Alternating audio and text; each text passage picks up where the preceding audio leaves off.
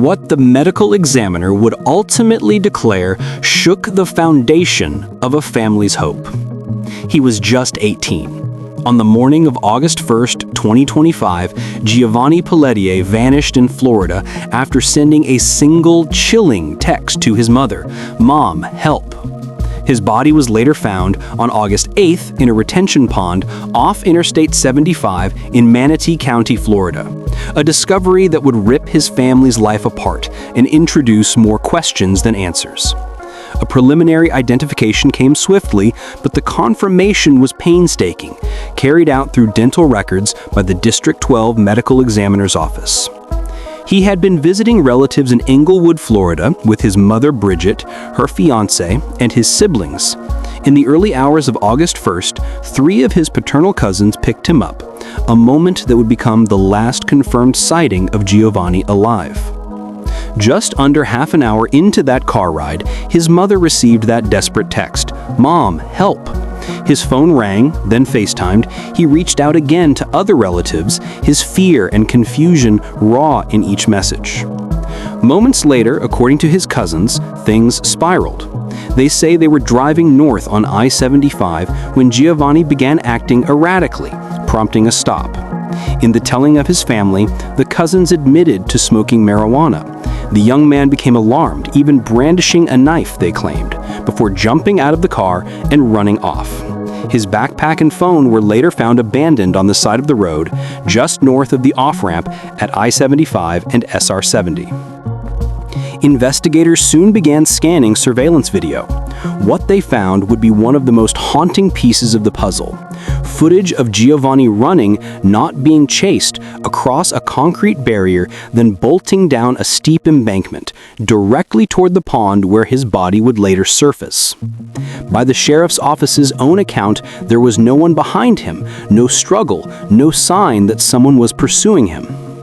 When his body was recovered a week later, it was in an advanced state of decomposition. His family found him. A relative, searching that day, spotted what appeared to be him in the murky water along the bank. Yet, even then, positive identification wasn't immediate. Forensic testing took over a week, with dental records eventually confirming it was Giovanni. At first, the body revealed no obvious signs of trauma. No stab wounds, no bullet fractures. The Manatee County medical examiner noted that the body had likely been submerged for several days before floating to the surface. Autopsy was scheduled, toxicology reports delayed, and the family waited, terrified of what might come next. When the final autopsy report arrived months later, the findings were as heartbreaking as they were bewildering. Doctors listed accidental drowning as the cause of death, no definitive signs of foul play. What they did find, however, was a rare congenital coronary artery abnormality, a condition linked to sudden cardiac events under physical stress. Toxicology revealed a small amount of ethanol in his liver tissue, though experts concluded that this was consistent with decomposition, not alcohol consumption. The body also bore claw marks and other markings consistent with alligator scavenging, investigators noted, a dreadful piece of detail no mother should ever imagine. In a press conference, Sheriff Rick Wells made it clear. The surveillance, the autopsy, and what his team found all pointed to one chilling conclusion. There was no evidence that another person caused Giovanni's death. Toxicology results were still pending at the time, but no violent crime had been identified. Yet grief does not bow to logic, and for Giovanni's mother, Bridget, every unanswered question sharpens the pain. Why did he cry out for help? What was he going through in those final minutes, emotionally, mentally, physically? And how does a young man full of life end up alone in darkness, running toward a pond? As the family continues to call for clarity, investigators reaffirm that the case remains open. The road ahead is steep, and the answers they seek are buried, like Giovanni, in the murky depths of that water, and in the frail threads of what really happened on the night he disappeared. In the months since, his story has echoed in newsrooms, in the homes of people who never knew him, and in his mother's insomnia. The ache of his last message, "Mom, help," haunts not just her, but all who hear it now. In the days after his disappearance, the walls around Giovanni Pelletier's case began to whisper truths no one fully understood, and investigators slowly started to piece together a portrait of his final hours that was as haunting as it was heartbreaking. While authorities continued their search, a critical turn came when traffic camera footage and surveillance video were analyzed. According to Manatee County Sheriff Rick Wells, Giovanni was captured alone, on his own, running across Interstate 75 at around 2:18 a.m. Not chased, not fleeing someone, but sprinting. In the next frame, security video from a nearby Lowe's store shows him racing down a steep embankment, the concrete tumbling away beneath his feet toward the very retention pond where his body would later be found. Sheriff Wells, his voice thick with both sorrow and frustration, told the press that in all the footage, no one followed him. "He's by himself," the sheriff said. "What we don't know is what happened when he hit that pond." A family friend, not a law enforcement diver, not a rescue team, located his body on August 8th, submerged and decomposing, partially dragged from the water by time and wildlife. The pond where he was found lay just off the I-75 southbound off-ramp at State Road 70, the very place captured in the surveillance footage. The initial medical examiner's release gave no comfort of violence. According to WRAL, early autopsy work found no obvious signs of trauma. For the family, that meant no bullet wounds, no stab marks, but it also meant a devastating ambiguity. Still, identity had to be proven.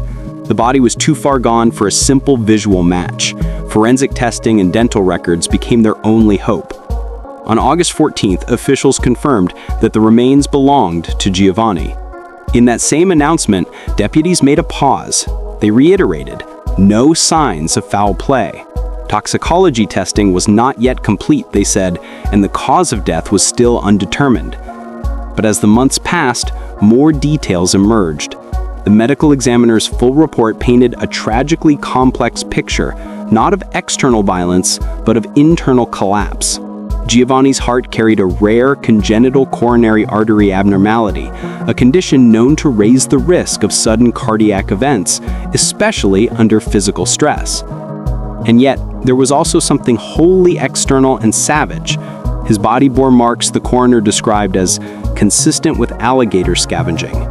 In other words, the water that took him became a battlefield long after his death. The presence of ethanol in his liver tissue raised more questions, but the examiners said it was consistent with decomposition, not drinking. In their final opinion, they concluded his most likely cause of death: drowning, accidental, tragic, and agonizingly avoidable. And so the truth crystallized.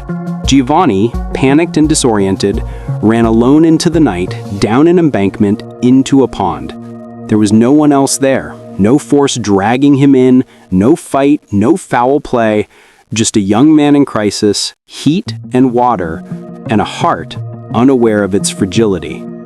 His family, left to reckon with that, are still seeking the why. Why did he run? What was going through his mind? As the investigation remains open, the surveillance footage and medical findings remain the closest thing they have to answers. Fragile shards of a boy's final, desperate moments laid bare. In the weeks that followed, turmoil rippled through Giovanni Pelletier's family. Not just grief, but growing frustration.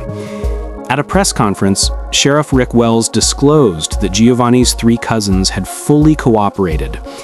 According to Wells, they voluntarily handed over the vehicle they were traveling in so detectives could retrace exactly where Giovanni left the car. Investigators painstakingly pieced together cell phone data with traffic camera footage. At approximately 2:18 a.m. on August 1, Giovanni appeared on camera at mile marker 75 on I-75, north of State Road 70. The next moment, another camera at a Lowe's store captured him running, alone, down a steep embankment. No one is seen chasing him in any of the frames. Deputies dug deeper. The cousins explained that during the drive from Inglewood, they had been smoking marijuana. According to them, Giovanni began behaving erratically, speaking of demons, threatening violence, brandishing a knife, then fled the car at the side of I-75. The trio insisted they were not attempting to harm him, and they made no attempt to follow once he jumped out.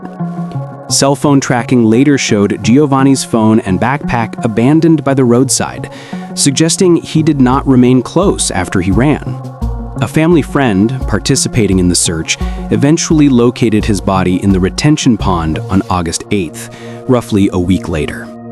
Sheriff Wells emphasized that his office has not found signs of foul play. No one else appears in the videos, and his body bore no clear signs of trauma according to the initial forensic review. At the same time, a dive team combed the pond and found no other clues that someone else might have been involved. Still, questions gnawed at Giovanni's family. How could a young man flee like that, in fear, confusion, and end up alone at night in a pond? What was going through his mind when he sprinted from the car, when he crossed the highway barrier? In response, his cousin Morgan Hull spoke for many of them. The fight is not over. We are committed to seeking justice and the truth about what happened to him.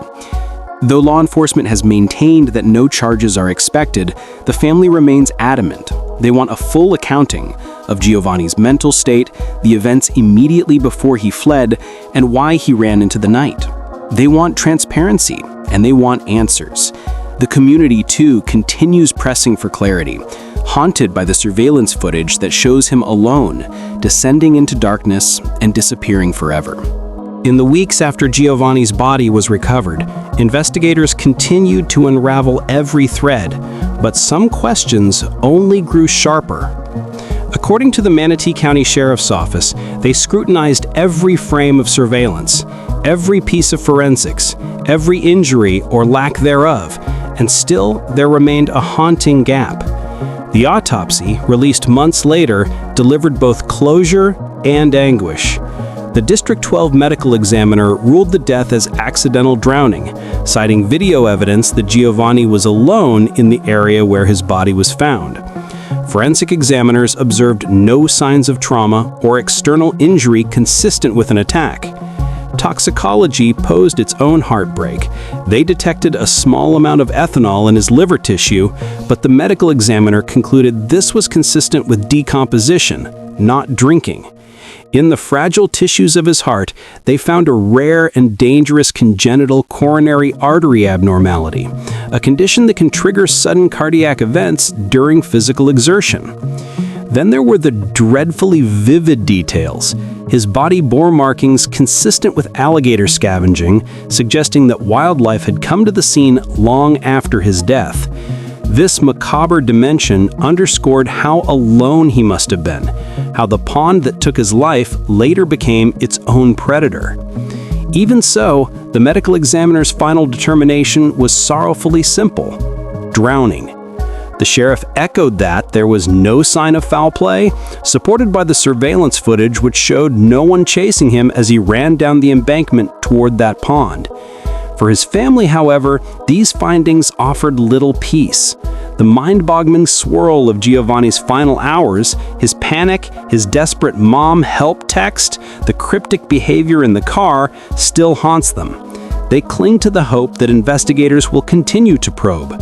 What drove him to flee? Why did his heart give out so suddenly? Could something unseen have triggered his flight? In the background side, deputies say the case remains open. There are no arrests and no clear answers. The county continues to review the evidence, and his family continues to demand transparency. Every time someone watches the grainy footage of Giovanni on that embankment, running alone down into darkness, they feel a gut punch of grief.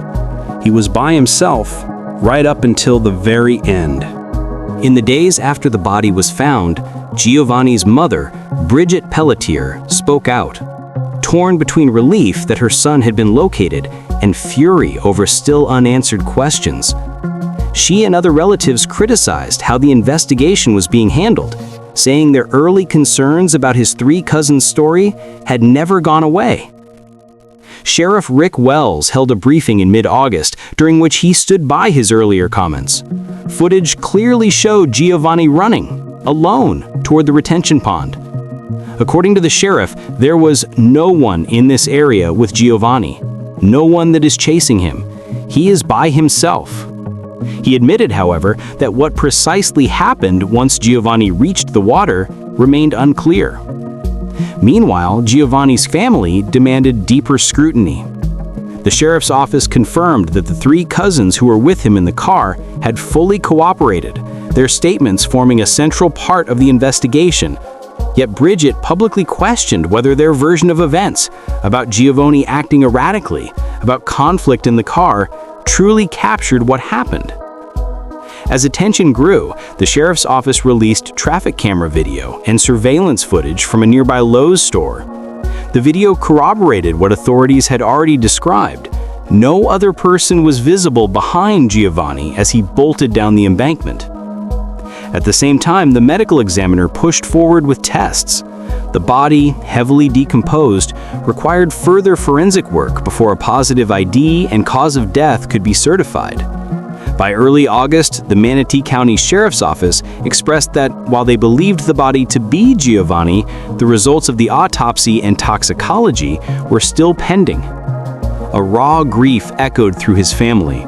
His aunt, Giovanni Pelletier, said the shock of locating his body was compounded by frustration at how long closure was taking, her voice breaking as she described the cruelty of identifying her nephew not by sight, but by testing.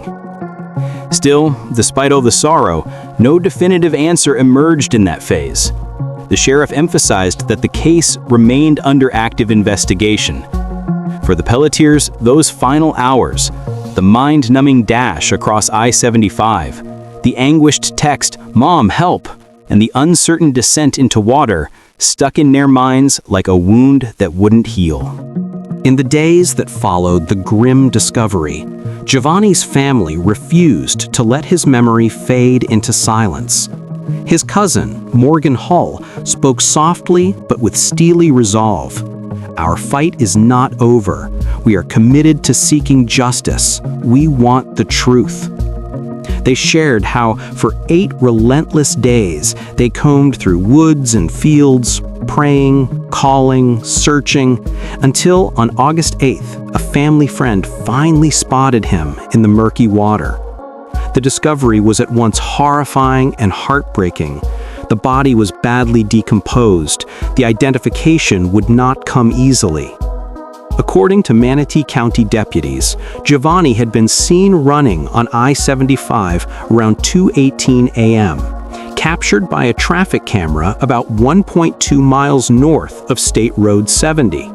A minute later, surveillance from a nearby Lowe's shows him sprinting down a steep embankment, alone.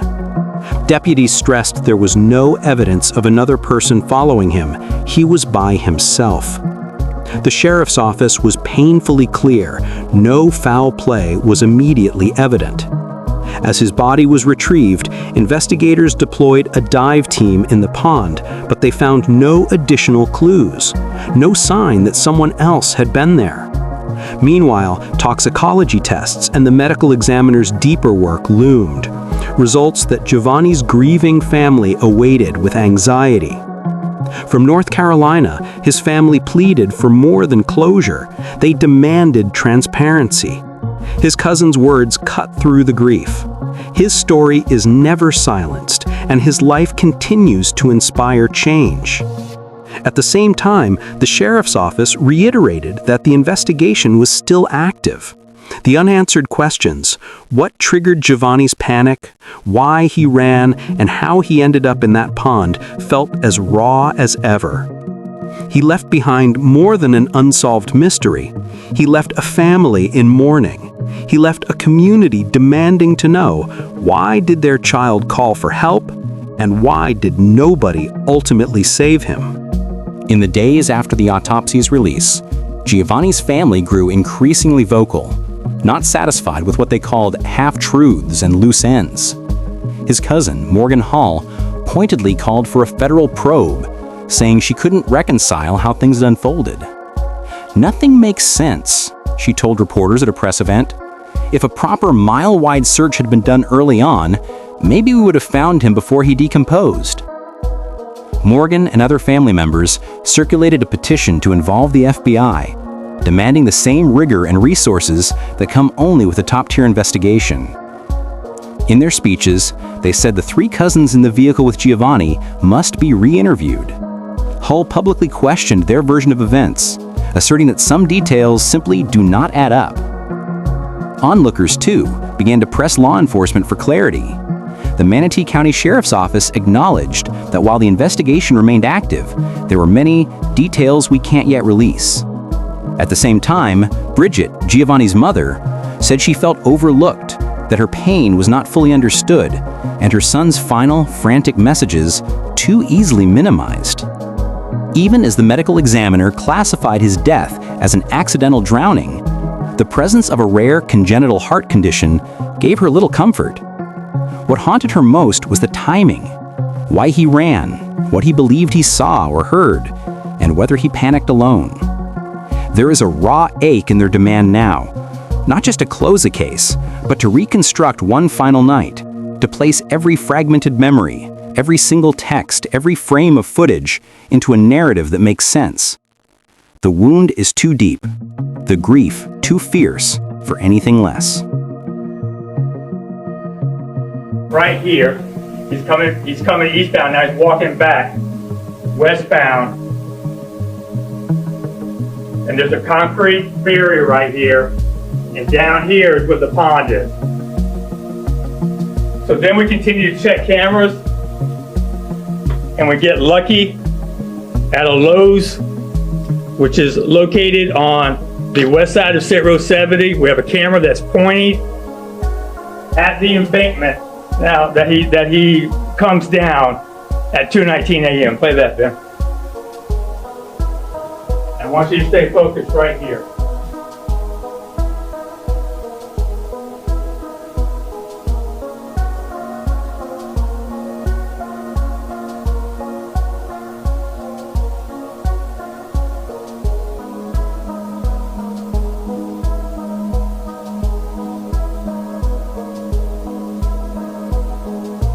Now that's a steep embankment. It's coming down there almost an uncontrollable sprint. If you've ever gone down a hill, you know what I'm talking about. But the pond is right here at the edge of that embankment. I mean, the important thing that I want you to see, there's no one chasing him, there's no one around him. In fact, when he's coming down that embankment, the vehicle is 2 miles away.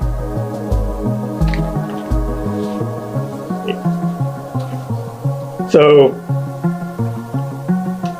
there's no one in this area with Giovanni. There's no one that's chasing him. He's by himself. And what we don't know is what happened when he hit that pond. I don't know. I'm not going to speculate. The death is undetermined. So we know that we don't have anyone that comes down that embankment after him. They don't look for him. He's there, we believe, until he was located by the family friend on Friday, the 8th. We really don't know what happened once he got to the pond. And once again, anything that I say would be pure speculation. We're still waiting for the ME to determine the cause of death, and we're also still waiting for the toxicology. So we don't have all the answers. We know this is the last sighting of him that. In the wake of months of agonizing uncertainty, new autopsy results have now brought the most definitive clarity yet, even as they leave some of the deepest questions unresolved. According to the District 12 medical examiner, the cause of death for 18-year-old Giovanni Pelletier has been ruled accidental drowning. The report notes that while the body was heavily decomposed, complicating certain findings, there was no evidence of significant trauma before death. Video surveillance previously released aligns with this, showing Giovanni alone in the area of the pond, with no one chasing him. Toxicology detected a small amount of ethanol in his liver tissue, but the examiner concluded that this is consistent with decomposition, not consumption. More strikingly, the autopsy revealed that Giovanni had an extremely rare congenital coronary artery abnormality, a condition linked to sudden cardiac events during physical stress. In the medical examiner's judgment, although they cannot completely rule out contributions from potentially undetected substances or his heart condition, the most likely cause is drowning. The report also describes markings on his remains consistent with alligator scavenging, suggesting that wildlife disturbance occurred after his death. Despite months of speculation and intense focus, some critical questions remain unanswered. What led Giovanni to run toward that pond alone? What was in his mind in those final moments? The medical examiner's conclusion brings some measure of scientific certainty, but it does not erase the heartbreak or the family's lingering demand for a full reckoning. If you found this story compelling, please like, subscribe, comment, and share this video. Your engagement helps keep Giovanni's memory alive and signals to the world that young lives like his deserve to be heard, understood, and never forgotten.